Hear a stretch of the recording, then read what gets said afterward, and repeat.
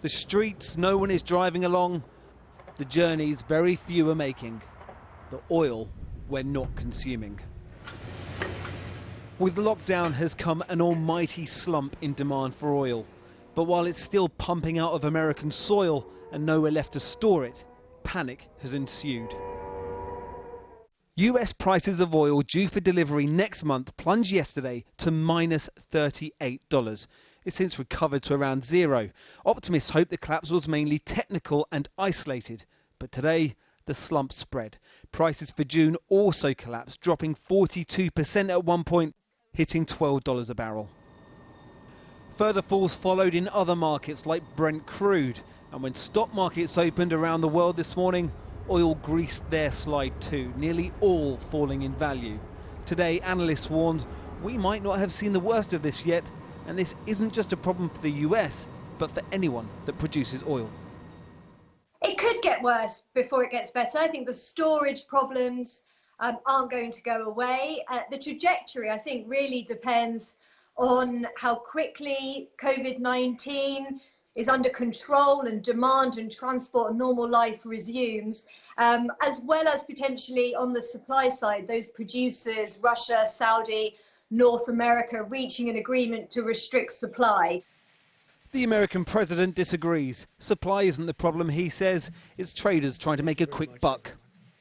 So if you take a look at it, you'll see it's more of a financial thing than an oil situation. But because you take, I believe, in a month or so, in other words, go a little bit out, it's at $25 and $28 a barrel. So it's largely a financial squeeze. And they did get squeezed. Little over a week ago, the group of oil-producing nations, OPEC, agreed to cut production by 10% by June. The boss of the International Energy Agency says the cut can't wait. The most important thing is the Saudi Arabia, Russia, and other producers agreed to cut production, but it will be effective, their decision, as of 1st of May. In my view, they should, as soon as possible, within the 24 hours, cut the production and give a breathing space to oil industries. In the US, they may call it black gold, but the fear is black gold might just not be worth enough for long enough to keep these pumps and thousands of jobs in motion. Well, earlier I spoke to Conservative MP Mel Stride, who's the chairman of the Treasury Select Committee, and I began by asking him if the lockdown does continue for some months, will the economic aid promised by the Chancellor continue to be open-ended? Well, I think what the Chancellor has said is that it's a case of whatever it takes to support the economy.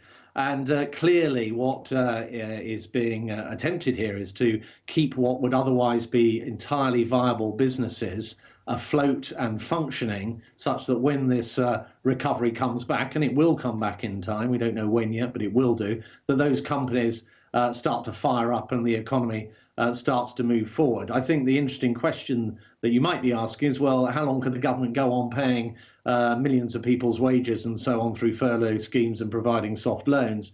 And that is really a question about how much the government can and is prepared to borrow. And there, I think, we actually have a reasonable amount of headroom, albeit that borrowing will be undoubtedly spiking in the current months ahead. But it's not indefinite, is it? At what stage have you calculated that that borrowing has to come to an end because we simply can't afford it? Well, in terms of affordability, and I think there are two issues here. One is what size of debt are we heading towards? And the OBR has suggested, on the basis of a 3-month lockdown and 3 months of phasing out of lockdown, that we'd hit a debt level approaching 100% of GDP. Now, that is indeed a historic high for peacetime. However, in the Second World War, for example, it hit 250%. So that's the first point. The second point is, when you say affordability, what is the cost of servicing that debt? And the government has been able to borrow at historically very low interest rates. And I think it's a reasonable assumption to make that it will continue to be able to do so. And on that basis, I think probably it's got a reasonable amount of fuel in the tank in terms of additional borrowing to get us through this. And it's absolutely right, incidentally, that it does that, because I think the alternative of stepping back at any point and saying, right, we'll just stop supporting these companies or ease off too early, too quickly, and you'd find that that economic bounce back would not occur. And what you'd see actually is medium and long-term scarring of the economy, which would take us a long time to fix.